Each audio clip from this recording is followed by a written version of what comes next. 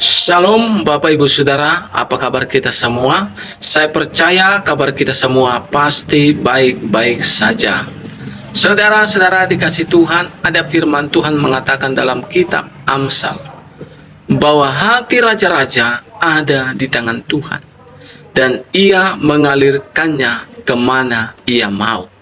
Saudara dikasih Tuhan, kalau hati raja-raja pun bisa dijamah, bisa digerakkan oleh Tuhan, maka hati kita juga yang sama akan dijamah, akan digerakkan, akan diubahkan oleh Tuhan sesuai dengan kerinduan dan kemauannya Tuhan Yesus Kristus. Bapak Ibu Saudara, pada hari ini saya mau bagikan bagi kita video cuplikan bagaimana ada seorang mualaf, ya, ketika dia naik haji, dia pergi ke kota Mekah. Di situ saudara-saudara, dia melihat Tuhan Yesus berdiri di atas Ka'bah sedang memberkati orang-orang yang ada di situ supaya mereka mengalami pertobatan. Saudara, bagaimana cuplikannya? Mari kita simak cuplikan berikut ini. Saya mau gali dulu kesaksian dari Pak Louis ya. Karena ini tahun ke-17 beliau ikut Tuhan Yesus. Sebelumnya gak ikut Tuhan. Nah, apa sih sebelum 17 tahun ini ya, ke belakang itu apa yang terjadi? Saya tuh menikah tahun 84. Ya. Dengan menyebutkan syahadat. Oke. Nah. Jadi tahun 84 itu mengucapkan 2 kalimat syahadat. Yes. Akad nikah dengan mengucapkan 2 kalimat syahadat. Berarti jadi mualaf. Ya, kurang lebih begitu ya. Oke, terus kemudian tahun 96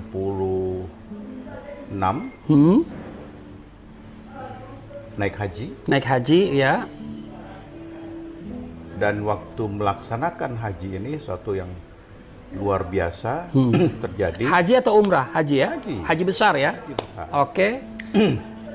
Dan itu karena saya memang tadinya Nasrani. Jadi potong cerita. Jadi ini terlahir sebagai Nasrani Kristen, tetapi karena menikah mengucapkan 2 kalimat syahadat, tinggalkan Tuhan Yesus. Ya sebetulnya juga enggak. Enggak juga ya. Di hati masih tetap Tuhan Yesus. Ya. Oh gitu. Saya itu karena sudah dinyatakan mualaf. Oh, mualaf ya. Terus jadi saya kawan-kawan di yang lama itu banyak memberikan wejangan, nasihat. Salah satunya itu saya diminta supaya berhaji. Melakukan rukun Islam yang kelima ya. Siapa tahu menemukan hidayah di sana. Oke, siapa tahu. Ya. Jadi waktu mengucapkan 2 kalimat syahadat itu sebetulnya bukan dorongan hati kecil. Jadi tapi karena mau menikah. Ya. Oke, terus bahkan naik haji nih ceritanya. Saya waktu menikah pun saya bilang saya nggak mau jadi Muslim. Saya berkatakan itu kepada mertua saya waktu itu. Istri saya waktu juga bilang, ya udah jalanin aja dulu. Ya. Nanti bagaimana kita lihat belakang. Ya kan? Dan ternyata itu terjadi. Waktu 96 naik haji ya bertemu Tuhan Yesus di Ka'bah. Waduh. Ya kan? Bertemu Tuhan Yesus di Ka'bah ini luar biasa nih.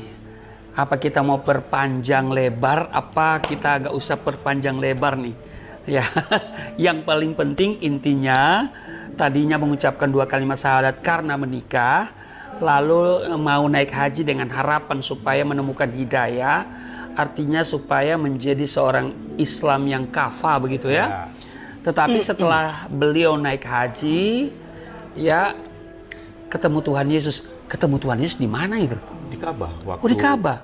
Melakukan tawaf. Tawaf, oke. Putaran keberapa itu? Mengelilingi Ka'bah banyak 7 kali. Putaran keberapa? Putaran kelima. Bagaimana, apa yang terjadi? Kepala saya itu tanpa sadar menoleh ke Ka'bah. ke atas. Ke atas. Karena Ka'bah itu kan tinggi. Hmm. Ada dorongan yang kuat, saya juga nggak tahu. Padahal waktu manasik haji itu kan diajarkan supaya pada waktu tawaf itu Fokus aja ke depan. mata kita hanya fokus ke orang di depan. Iya. Kaki kiri kita ikut kaki kiri melangkah, kanan ikut kaki. Jadi mengikuti dan jangan melihat ke kiri ke kanan, lihat di kaki orang depan kita. Karena dorongannya kan begitu kuat ya. Waktu itu 2.500.000 jamaah pada tahun 96. 96, oke. Terus? Nah, jadi saya mematuhi itu. Putaran 1, putaran 2, putaran ketiga, putaran 4, tiba-tiba di putaran kelima kepala saya lihat ke Ka'bah. Itu secara tidak sengaja ya? Tidak sengaja. Tidak sengaja. Dan itu luar biasa. Ya karena saya memang tadinya Nasrani, jadi saya tahu bagaimana Tuhan Yesus itu. Iya. Jadi itu tidak perlu dipertanyakan lagi. Iya. Jadi Tuhan Yesus tuh berdiri di atas Ka'bah melayang ya, dengan baju putih yang berkilau mengkilat luar biasa. Sinarnya bukan main. Padahal waktu itu kan tengah hari bolong. Tengah hari bolong. Ya kan, udara derajat waktu itu 42 derajat. Jadi panasnya luar biasa. Tapi ada sinar yang jauh lebih hebat, lebih dahsyat. Tuhan Yesus. Jadi putih. waktu melihat menengok ke atas ada penampakan ya. Ada penampakan. Tuhan Yesus dipastikan bahwa itu adalah kayak cahaya. Ya. Benar. Jadi Tuhan Yesus menggunakan jubah putih, ya, rambutnya gondrong segini. Jadi seperti memberkati. Oke. Jadi orang-orang itu yang melakukan ibadah haji waktu itu berkeliling. Iya. Nah, waktu lihat itu apa reaksi dari Pak? Oh, saya kaget. Saya terus terang berteriak. Saya bilang, Tuhan Yesus, ampunilah dosa dan kesalahan saya. Terus langsung keluar dari barisan Saya itu? Ikut terus ya? Ikut terus sampai saya tiba di depan. Oke.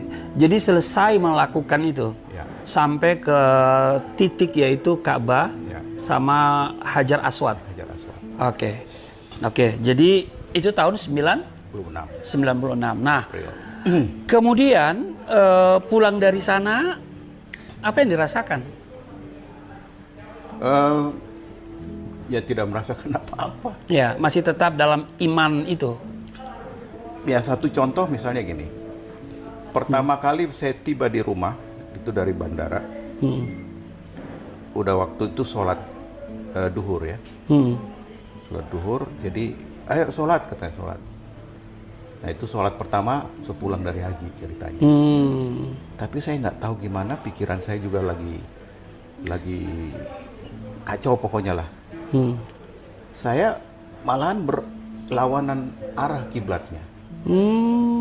Harusnya saya menghadap sana, saya menghadap ke sini. Keliru. Jadi keliru ya. Begitu. Harusnya kalau sudah melakukan itu kan sampai mengikuti putaran ke-7 sampai selesai, berarti ya apalagi sudah menyentuh Hajar Aswad berarti haji mabrur ya. Harusnya begitu. Iya. Tapi pikiran saya waktu itu juga lagi ketutup gimana saya nggak ngerti. Begitu selesai sholat, saya baru sadar, loh kiblat saya salah nih. Oke. Ya kan? Nah, akhirnya saya bilang, udah biarin aja lah, mau salah mau apa juga. Saya nggak ulangin. Oke. Jadi pulang dari sana sholatnya keliru kiblatnya ya. Nah, terus selanjutnya sampai tahun berapa itu? Kemudian kembali kepada Tuhan Yesus. Jadi saya beberapa kali mengalami pertemuan dengan Tuhan Yesus. Pernah saya udah haji nih, saya datengin Ustadz ke rumah saya, terus dia bilang coba tahajud. Udah pernah tahajud belum? Saya bilang belum. Ayo tahajud. Itu waktu itu tahun 2000 lah, 2002 kali ya dulu. Ya. Saya tahajud. Apa yang terjadi waktu saya sholat tahajud itu, waktu saya ruku, Ini Hmm. di belakang saya ini Hmm. penampakan lagi Tuhan Yesus. Oh. Baju putih juga, mengkilat berkilau segala macam. Hmm. Saya berteriak. Hmm. Saya bilang, oh Tuhan Yesus, ampunilah saya. Saya nggak tahu harus berbuat apa ini. Saya berteriak minta ampun Tuhan. Akhirnya istri saya, ibu saya waktu itu masih hidup. Anak saya dua-duanya juga bangun. Papa ada apa? Papa ada apa? Saya nggak cerita. Saya nggak cerita. Sampai sekarang pun saya nggak cerita itu kepada istri dan anak-anak saya. Dan saya harapkan kesaksian ini Bisa mereka lihat. bisa mereka lihat dan mereka tahu kenapa saya kembali. Kembali kepada Tuhan Yesus ya.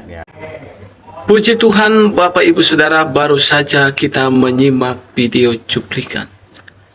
Saudara, ketika saya menonton video ini, saya mengingat saudaraku, bagaimana Rasul Paulus pernah mengatakan, bagaimana ada seorang muridnya yang telah meninggalkan Kristus bernama Demas.